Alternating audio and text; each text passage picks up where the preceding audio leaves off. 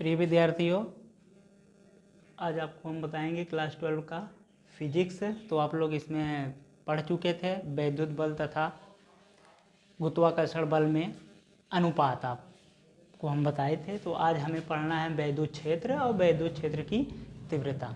तो सबसे पहले हम देख लेते हैं वैद्युत क्षेत्र, इलेक्ट्रिक फील्ड किसे कहते हैं। जिस प्रकार आप क्लास 10th में पढ़े थे चुंबकीय बल और चुंबकीय क्षेत्र कि चुंबक के चारों ओर का वह क्षेत्र जिसमें ये मान लेते हैं अगर कोई चुंबक है जिसका ध्रुव है SN या NS और इसके चारों तरफ कोई भी एक लोहे का टुकड़ा अगर हम रख देते हैं तो ये क्या कर सके, ये लोहा का टुकड़ा कि चुंबकीय बल का अनुभव कर सके। तो वह किस क्षेत्र में रखा गया है?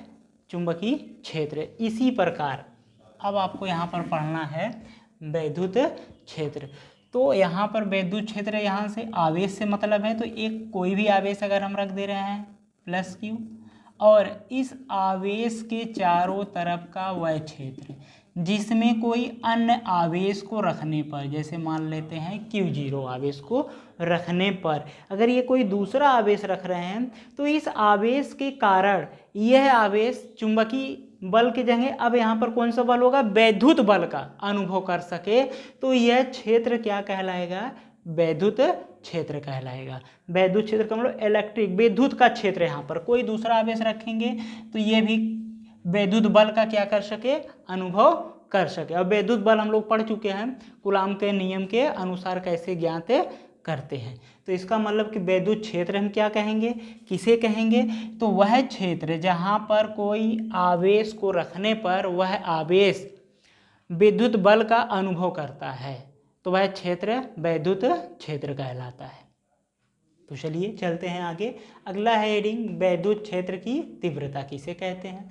तो वैद्युत क्षेत्र में रखे धन परीक्षण आवेश पर लगने वाला बल तथा आवेश के अनुपात को वैद्युत क्षेत्र की तीव्रता कहते हैं। आपको हम फर्स्ट लेक्चर में ही बताए थे कि किसी भी सूत्र से आप कैसे उसका परिभाषा बताओगे।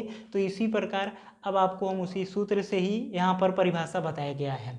और वैद्युत क्षेत्र को हम वैद्युत क्षेत्र या वैद्युत क्षेत्र की तीव्रता को कैपिटल E से प्रदर्शित करते हैं क्योंकि इलेक्ट्रिक होता है, इलेक्ट्रिक फील्ड, इसलिए इसको हम E से प्रदर्शित करते हैं। तो यहाँ इसका सूत्र हो जाएगा E बराबर F/Q0, E is equal to F/Q0।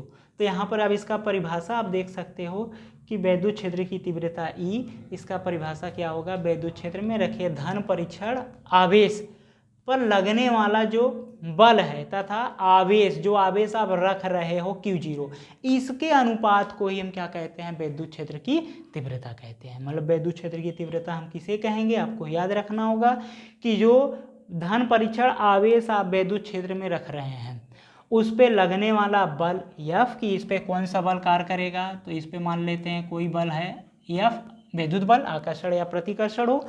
तो यह बल तथा वैद्युत जो आवेश आप रखे हो आवेश के अनुपात को ही हम वैद्युत क्षेत्र की तीव्रता कहते हैं। एक बार और देख लेते हैं, वैद्युत बल तथा आवेश के अनुपात को वैद्युत क्षेत्र की तीव्रता कहते हैं। और इसका सदिश रूप क्या होगा? तो इसको सदिश रूप में अगर हम लिखते हैं तो वैद्युत क्षेत्र की जो तीव्रता होता है ये सदिश राशि होता है और बल भी सदिश राशि होता है। और आप पिछले क्लास में आप पढ़ चुके हो कि सदिश राशि को कैसे प्रदर्शित करते हैं, उसके ऊपर तीर लगा के प्रदर्शित किया जाता है। इसलिए जब हम सदिश रूप में इसे लिखेंगे तो vector E is equal to vector F/Q0। Q0 आवेश है, आवेश सदिश राशि नहीं है, अदिश राशि होता है, इसलिए इसके ऊपर तीर हम नहीं लगाएंगे। तो ये वैद्युत क्षेत्र का सूत्र है वैद्युत क्षेत्र की तीव्रता का और ये इसका सदिश रूप में। तो vector E is equal to vector F/Q0। चलिए तो अब हम देख लेते हैं वैद्युत क्षेत्र की मात्रक या वैद्युत क्षेत्र की तीव्रता का मात्रक क्या होता है। तो आपको हम पहले ही बताएं कि मात्रक और विमा उसके सूत्र से निकाला जाता है। तो चलिए देख लिया जाए। तो आप पढ़ चुके हो कि वैद्युत क्षेत्र का जो मात्रक जो सूत्र होता है E बराबर F/Q0। तो इसलिए E का जो मात्रक होगा F का मात्रक बटे Q0 का मात्रक। F क्या है? बल का मात्रक क्या होता है? न्यूटन। और Q0 आवेश का मात्रक होता है कूलाम और इसी को हम लिखते हैं न्यूटन प्रति कूलाम। इसका मतलब कि वैद्युत क्षेत्र या वैद्युत क्षेत्र की तीव्रता का जो मात्रक होगा न्यूटन प्रति कूलाम होगा। इसी प्रकार इसका बीमा भी हम सूत्र की सहायता से ज्ञात कर सकते हैं। तो चलिए देख लिया जाए ई का बीमा। तो ई का बीमा क्या होगा, बल का बीमा, बल मतलब एफ का जो है बल का जो बीमा होगा ML T-2, आप लोग पिछले क्लास में पढ़े हुए 11 में।